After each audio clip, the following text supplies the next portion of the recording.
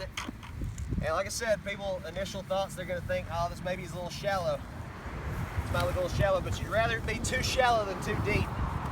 So like I said, next big rainstorm we get, this thing's gonna settle down at least an inch, and then we should be right at ground level with it.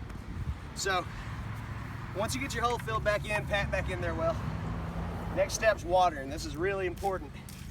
Not only to help get the tree through transplant shock, but also helps water out any holes, air pockets out of your hole. You don't want air pockets in there, because if you do, you're going to get a lot of settling, and you can get some root desiccation too. If the roots find air pockets with no dirt or water, they just dry it and die.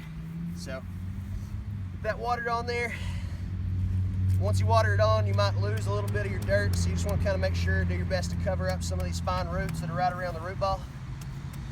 They just got to have contact with mineral soil to do their exchange process. So just kind of get that all back on there, covered up.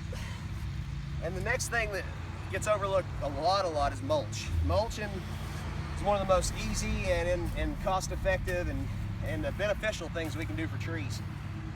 Mulch helps to conserve soil moisture, so you don't have to water as much. Keeps the soil cool in the summer and warm in the winter. Protects the soil from the force of raindrops falling right down the dirt, compacting the soil around it. Provides organic input over time. The best thing to me about mulch is weed control. If you got a good thick mulch bed, no weeds or grass or anything's gonna grow up through it, and there's no need for a weed eater or a lawnmower to get close to the tree. Weed eaters and lawnmowers kill more young trees than any disease or bug ever could. So mulch is really important for all those reasons I mentioned, then also for more functional day-to-day reason for weed control. So you want your mulch about 2 or 3 inches thick, and really you want to mulch out as far as practically possible.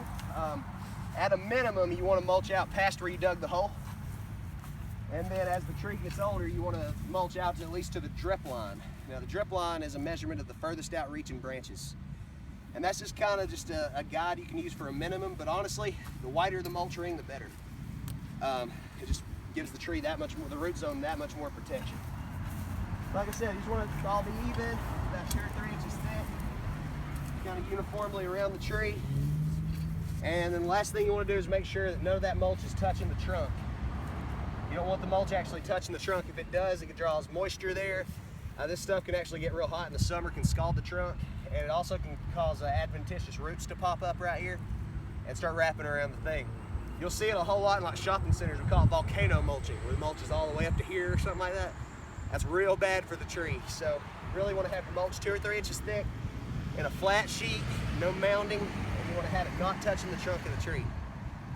Yeah, get all those things done, and add water in 5 or 10 years and you'll have you a good sized tree out there.